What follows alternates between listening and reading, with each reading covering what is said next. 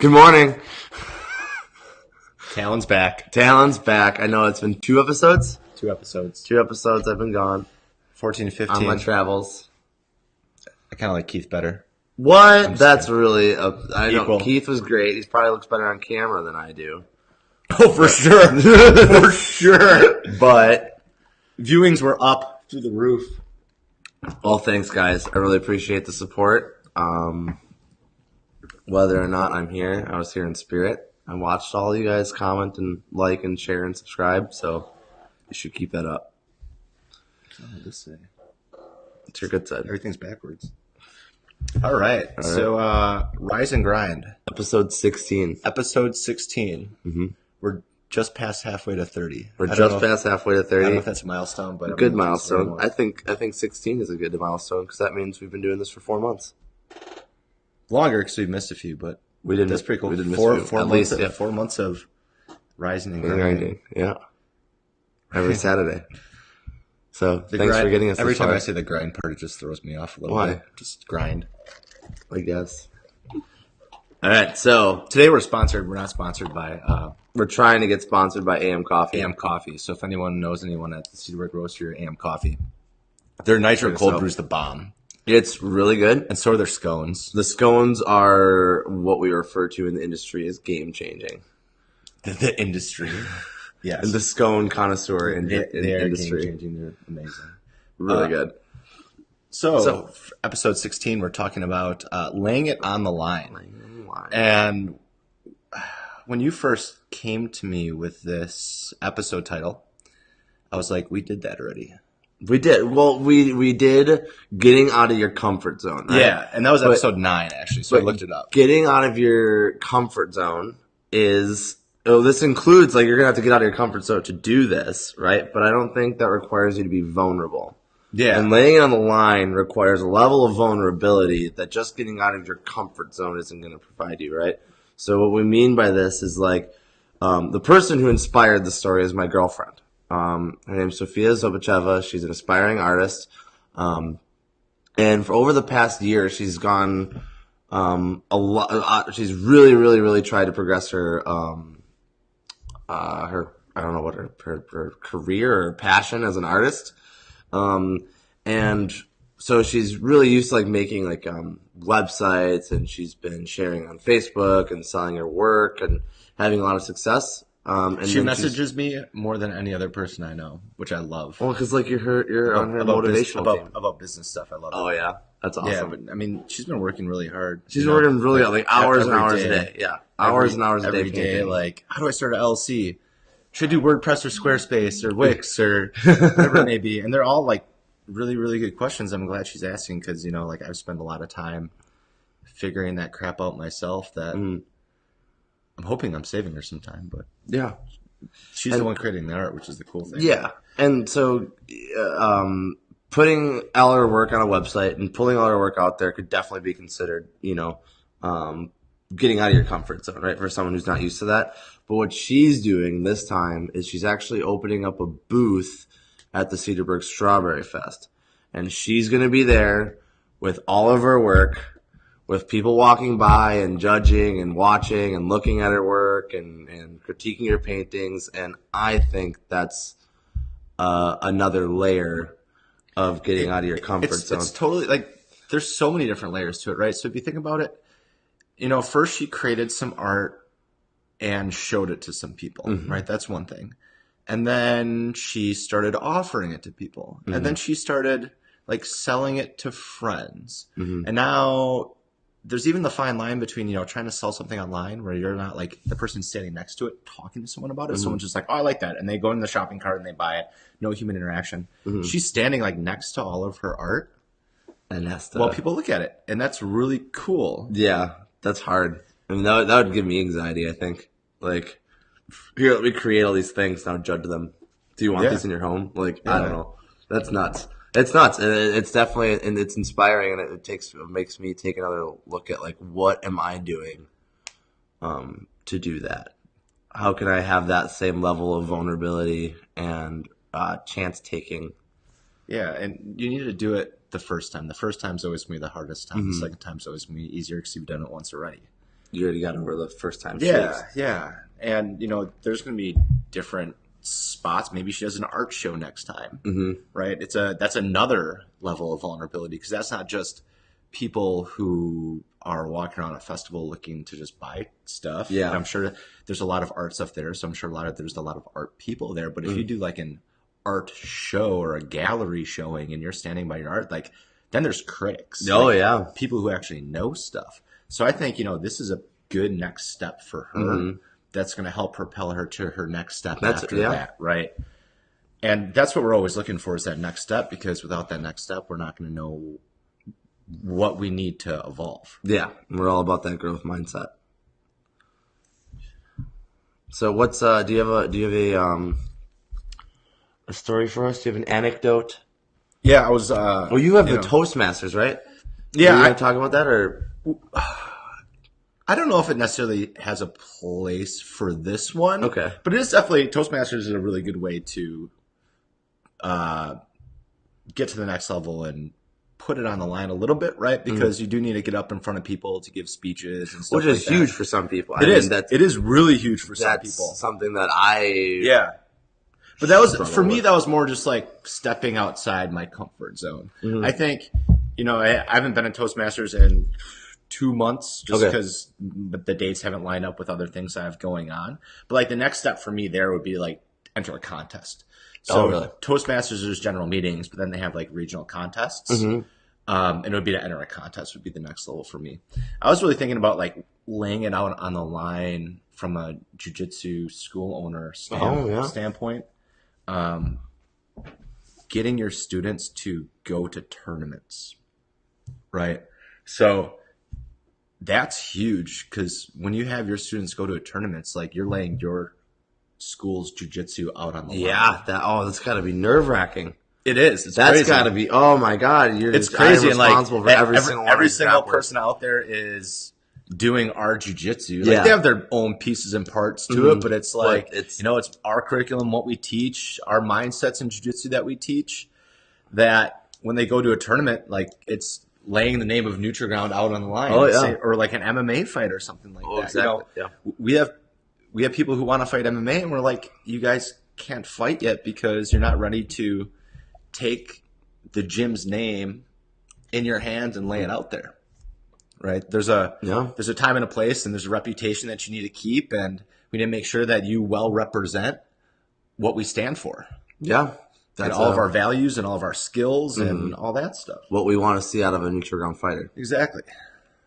Yeah, that's and as a perspective, I don't always have when I compete, and I think I should, and I think I would do better if I keep that. Definitely, it makes it from you to like the team. Yeah, right. For me, representing myself is easier than representing the rest of everyone else. Like if I go out there in a match, I'm like, okay, it's just me. But if I think about like how many people are watching me and how many people help me get ready for this and how much excitement they have for me, it's not just my own training online. It's how my team has helped me get to where I was. Yeah, that's. And that's the first thing that came to me when I thought about laying it out on the line. Is I think I've been doing this coaching for 10 years now, so it gets easier as time goes on, obviously. But every tournament, like I think I'm more nervous and excited than everyone else. Like I go crazy. I'm so emotionally and that mentally drained after a tournament, and that means a lot knowing as one of your competitors. Yeah. So Ilsa commented that she's living this right now. So Ilsa actually just took a big step in her life and moved to Texas, which is awesome. I have mad respect for anyone who can pick it up and go solo and start and like I'm gonna handle this. I'm gonna move across the country and I'm gonna kill it at this new job. And I'm gonna start over in Texas, and that's not to mention she doesn't have any furniture. Oh yeah, there's some moving fiasco. Yeah, she's living. So I can relate to this. I lived on a pull-out chair. Like I didn't have family room furniture for the longest time, so I had like one of those camp chairs that just like comes out. I think I had it for like 2 months before I actually got a couch, And then I saw a picture of her family room or wherever, and she has one of those. I'm like, I know exactly how that feels. I know what you're like at. you walk in your family room and you're like, okay, I'm home, and you look and you're like, that sucks. Oh. I don't have a couch to lay down on. I had like a love sack and a camping chair. Oh my gosh. But it had like a cooler in it. Yeah. Like a cooler, a zip up cooler in the arm and cup holders, which, chairs don't have that. So there was a, positive side of it. Yeah. I keep a beer in there, keep it cold. There it is. Watching TV. Nice. Dude, I had a camping chair like that. But the closest thing I can relate to that is we went to Russia. I was stuck in Russia for 5 days with the clothes on my back. We went there. It was so gross. We went there. We moved there. They lost our luggage, and me and Sophia had to live for 5 days with the things that we were wearing. Good thing we had a very nice Russia. Of course, we washed it. We had a very nice. What'd you wear when you were washing it? Just naked. We were staying with a family who had clothes to let us use, but I don't know if you've ever been to Russia, but their large is like an American small. So you can imagine, yeah. So, you're just wearing Under Armour the entire time. Pretty much. Oh, except with like midriffs. Midriffs. Some 80s cutoffs. Cool. And we also have Nate Ziegler on, Nate owns a gym, CoMotion. You guys should check it out. Nate actually does all my workout programming for me. But he owns CoMotion in Walker's Point in Milwaukee. Mm-hmm. And man, he's been putting on a line lately. He's been doing so many like Instagram stories and videos and stuff like he wasn't doing like a year ago. And I was like looking at how many followers he has, and that shit's paying off for him. And I know like at first it probably wasn't comfortable for him at all, but videos where it's at nowadays. If you're not producing video, that one Instagram they had it must have been like 30 people doing some kind of their conditioning class. Or whatever. They did a cool like fast rewind or fast track. It was cool. Yeah. So, Nate, if you don't want me to share that story, it sucks to be you. Yeah. Too late. Can't take it back. You shouldn't have commented. Yeah, that's really cool. It inspires me to put it out there, and I think that's another good point about laying it out on the line, and it inspires other people. Yeah. Oh, definitely. Whenever I see someone like if I'm nervous about something, I'll definitely watch people like doing it. Yeah. Or like before I compete, all I watch is competition videos at like big competitions. I'm like, if these people can do it, if you can go out there and compete at the highest level, like I can go out there and do combat corner like that. I can do that. I have that in me. Definitely. What about you laying it online? I think, there's a couple different. Let's do a non-martial arts related one. A non-martial arts related one. Well, that's really hard when all you do is martial arts. You coming back was laying it out on the line. Yeah, it was hard to come back. I'll tell you that. It was difficult. I was out of shape and I had not trained in a long time. All right. Let's not like glamorize this. You were beyond out of shape. I was not a healthy person. I'd spent 3 like years. Out of shape is like me when I stopped lifting for a month. And I'm like, I'm not as strong as I used to be. I was not a healthy person. A lot of eating out and beer. Smoking? And I smoked. And I chewed tobacco. And I was miserable because I hated my job. But anyway, yeah. So I came back and just my life kind of turned around. But I want to say, like, okay, not martial arts related, but the mat chats for kids martial arts, man, were really, really, really difficult. I remember sweating and stammering my first one. I was like, I can't even talk in front of this group of like small children. Like they're just judging me. They don't about know a word that they don't even know anything about. I have no idea. And I was not prepared for it. And then you just kept hammering at like Talon doesn't match chats, Talon doesn't match chats, Talon doesn't match chats. And now I feel like I do pretty well at the match chats. Oh, they're amazing.